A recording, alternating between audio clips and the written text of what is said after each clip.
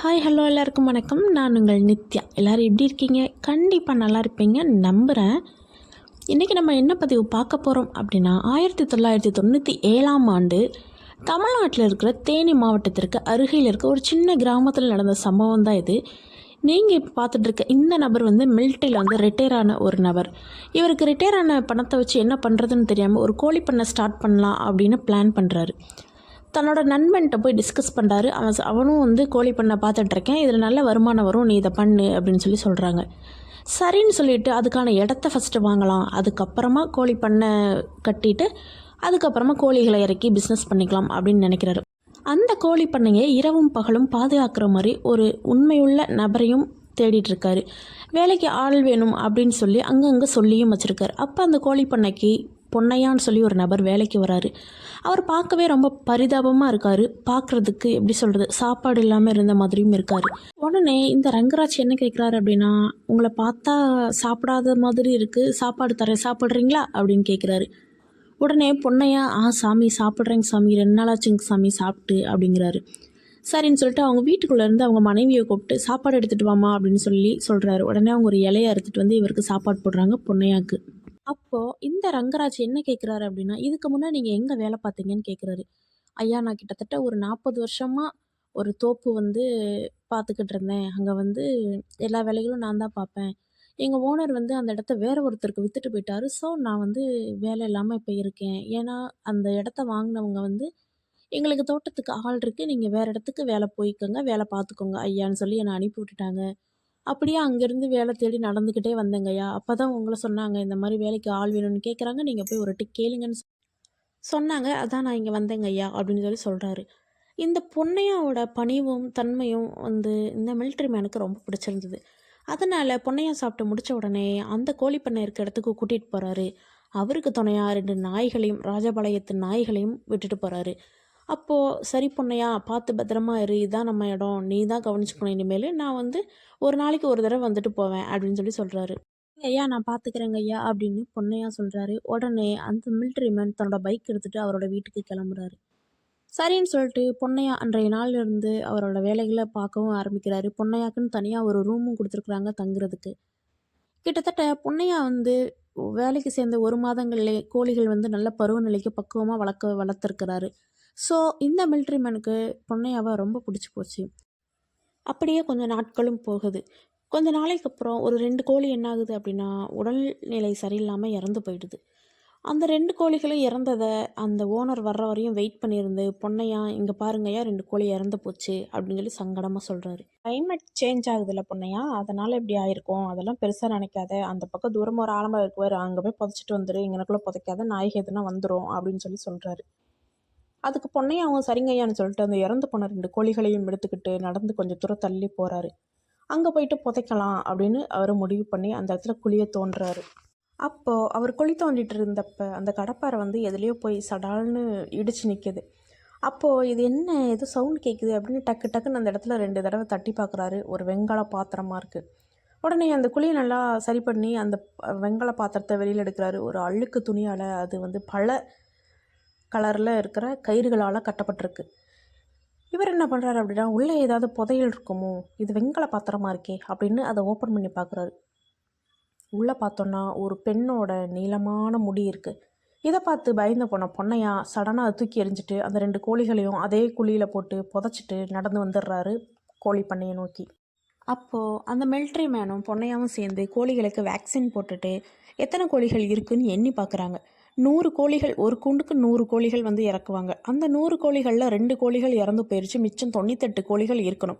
But அங்கே இருக்கிறது 95 கோழிகள், எக்ஸ்ட்ரா 3 கோழிகள் வந்து காணாமல் போயிருக்குது. அதனால் அந்த மிலிட்ரிமேன் வந்து பொன்னையாட்ட கேட்குறாரு, என்ன பொன்னையா நாய் எதுவும் வந்துதா, இங்கே பாரு கோழி குறையுதே அப்படின்னு. இல்லைங்க ஐயா, நான் எங்கேயும் போகலைங்க ஐயா, இங்கே தானே இருக்கேன், நாய்கள்லாம் எதுவும் வரலங்க ஐயா, நம்ம நாய்களையும் கலட்டி விடலை, அதுங்க படுத்தா இருக்குது அப்படின்னு சொல்கிறாரு.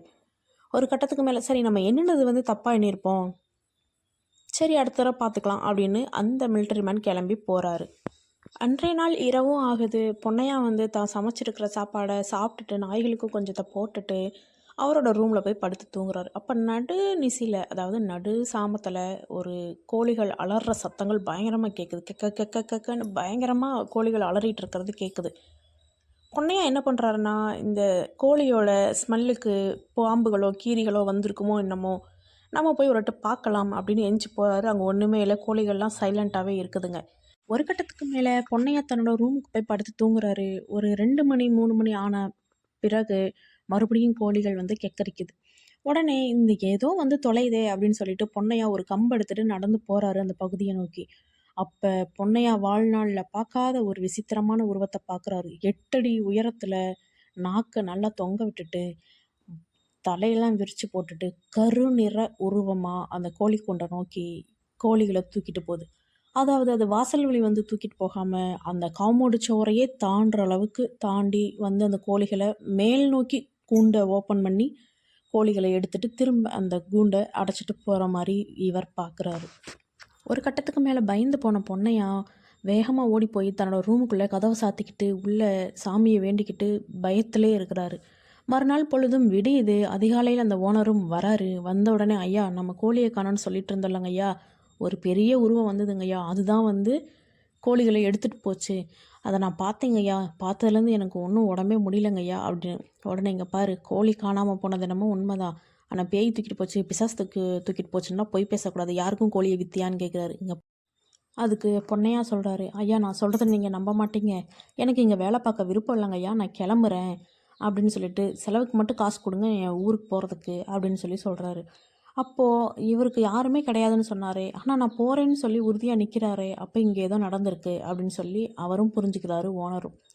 ஒரு கட்டத்துக்கு மேலே, சரி பொன்னையா இன்றைக்கி நானும் இங்கேயே தங்குறேன், என்ன தான் நடக்குதுன்னு பார்க்கலாம் அப்படின்னு சொல்லி 2 பேருமே அந்த ரூமில் தான் தங்குறாங்க அன்றைய நாள் இரவு. ஒரு கட்டத்துக்கு மேலே நடுநிசி நேரம் வருது. வந்த உடனே கோழிகள்லாம் கெக்கரிக்குது. கெக்கரிச்ச உடனே ஓனரும் பொன்னையாவும் எழுந்து ஜன்னல் வழியாக திறந்து பார்க்குறாங்க. பார்க்கும்போது அந்த மிலிட்ரி மேனே அரண்டு போயிட்டார். ஏன்னா அந்தளவுக்கு ஒரு உருவம் ஹைட் அண்ட் வெயிட்டாக 8 அடி உயரத்துக்கு நிற்கிது. முடி வந்து தரையை தொடுற அளவுக்கு இருக்குது. அதோட நாக்கெல்லாம் ரத்தமாக இருக்குது. கோழிகளை வந்து கூண்டுக்கு மேலே கூடி கையை விட்டு எடுத்துட்டு காம்பவுண்டு சுவரை தாண்டி போகிறத அந்த மிலிட்ரி மேன் பார்க்குறாரு. அவரும் தன்னோட வாழ்நாளில் இப்படி ஒரு ராட்சதமான ஒரு உருவத்தை பார்த்தது கிடையாது.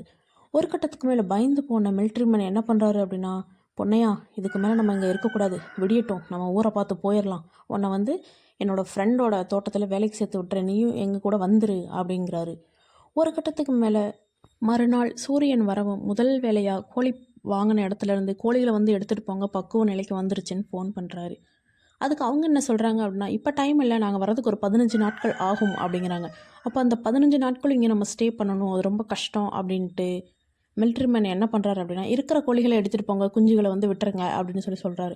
ஓகே நாங்கள் நாளைக்கு வரோம், இன்றைக்கி வெயிட் பண்ணுங்கள் அப்படின்னு சொல்கிறாங்க. உடனே மிலிட்ரி மேன் வந்து பொன்னையாவை தனியாக விட வேணாம்னு சொல்லி மிலிட்ரி மேனும் பொன்னையாவும் 2 பேருமே அங்கேயே தான் அன்றைய இரவு ஸ்டே பண்ணுறாங்க.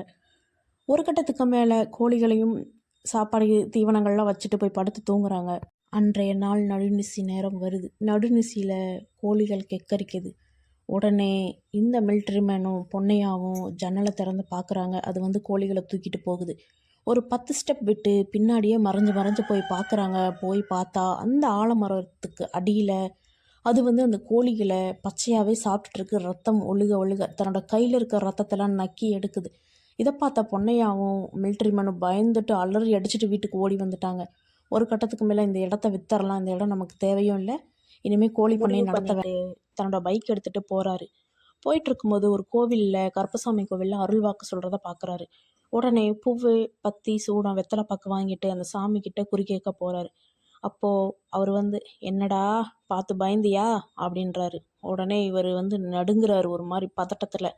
அப்போ சொல்கிறாரு, ஆமாங்க சாமி, நான் இந்த மாதிரி ஒரு பெரிய உருவத்தை பார்த்தேன், நான் வந்து அந்த இடத்துல கோழி பண்ணை வச்சு பிஸ்னஸ் பண்ணலான்னு நினச்சேன், ஆனால் இப்படி ஆயிடுச்சு அப்படின்னே, நீ வேலைக்கு வச்சுருக்கல்ல, அவன் தான் அதை வெளியேற்றி விட்டுட்டான், அது பாட்டில் தான் இருந்துச்சு, இனிமேல் உன்னால் அந்த இடத்துல பொழப்பு நடத்த முடியாது, அந்த இடத்த காலி பண்ணி போயிரு, இல்லைன்னா உயிர் சேதம் கூட ஆகும் அப்படின்னு அந்த பூசாரி சொல்கிறாரு. ஒரு கட்டத்துக்கு மேலே பயந்து போன மிலிட்ரி மேன் என்ன கேட்குறாரு அப்படின்னா, அது எப்படிங்க ஐயா, அந்த 1 மாதம் நல்லபடியாக தான் கோழிகள் வளர்ந்துச்சு, அதுக்கப்புறமா தான் இந்த மாதிரி ஆச்சு, அது எப்படி, எனக்கு ஒன்றும் புரியலை அப்படிங்கிறாரு.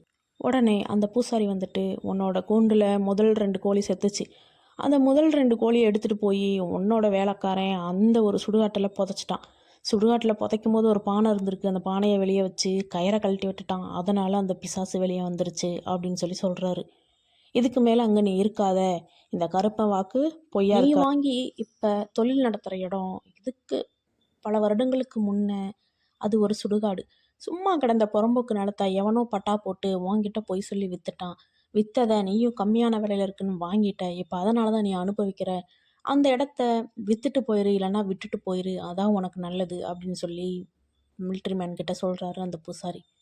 பயந்து போன மிலிட்ரி மேன் கோழிகளையெல்லாம் ஏற்றி விட்டுட்டு அந்த இடமே நமக்கு வேணான்னு சொல்லிட்டு பொன்னையாவை கூட்டிகிட்டு தன்னோட நண்பன்கிட்ட போய் பொன்னையாவை வேலைக்கு சேர்த்து விட்டுட்டு அதுக்கப்புறம் அந்த கோழி பண்ணன்ற விஷயத்தையே விட்டுட்டாரு மிலிட்ரி மேன்.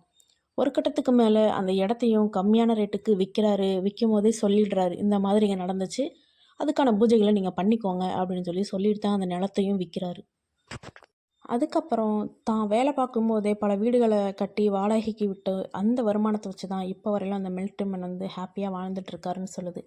பட் இருந்தாலும் இந்த நிகழ்வை என்னோடய லைஃப்பில் சாகிற வரை நான் மறக்க முடியாது. ஏன்னா அந்த உருவத்தை பார்த்து எனக்கு கை காலெலாம் விடன்னு ஆயிடுச்சு.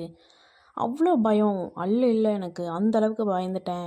என் வாழ்க்கையில் முதல் முறையாக ஒரு ஆன்மாவை ஆக்ரோஷமாக பிசாசாக பார்த்ததுனா அதுதான் அப்படின்னு மிலிட்ரி மேன் சொல்லியிருக்காரு. ஓகே காய்ஸ், இந்த பதிவு இதோட முடிஞ்சது. நெக்ஸ்ட் ஒரு பதிவில் நான் வந்து உங்களை சந்திக்கிறேன். அதுவரையும் நான் உங்கள் நித்யா. இந்த வீடியோ உங்களுக்கு பிடிச்சிருந்தது அப்படின்னா ஷேர் பண்ணுங்கள், சப்ஸ்கிரைப் பண்ணுங்கள், லைக் பண்ணுங்கள். Thank you so much. பாய்.